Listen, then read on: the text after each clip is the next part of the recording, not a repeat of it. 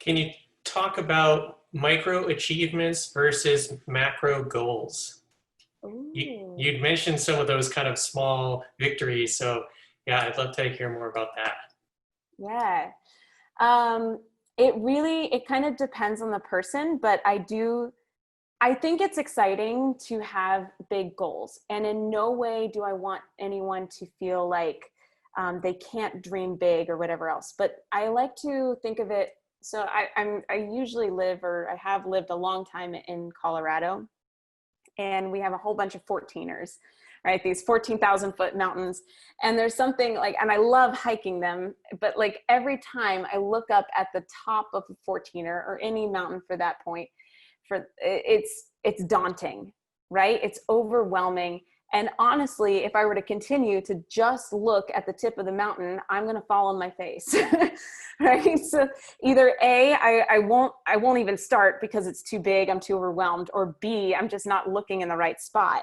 So it's really important for us to remember that it's good to have a trajectory, but recognize that we need to focus on the little micro steps that are going to get us there. So many of the things that I talk about with my clients that we celebrate, right? We deeply celebrate just like mindful eating. So say that if you were to eat a majority of your meals on a plate, that's a win. That's a really big win, because how many of us mindlessly eat out from containers, from bags, and then we end up overeating? Another huge win is just eating without distraction. Eating without your cell phone or watching television or whatever else, and actually just sitting and just eating. It could be waking up and drinking water, just drinking more water throughout the day. While these things are small, like, they are huge. And when repeated over and over and over again, each little thing like that is casting a vote for the type of person you want to be. So yes, maybe you want to get to a point that you're running a marathon, but let's first at least start with like a 10 or 15-minute walk after dinner. And then you progress it just a little bit more each time.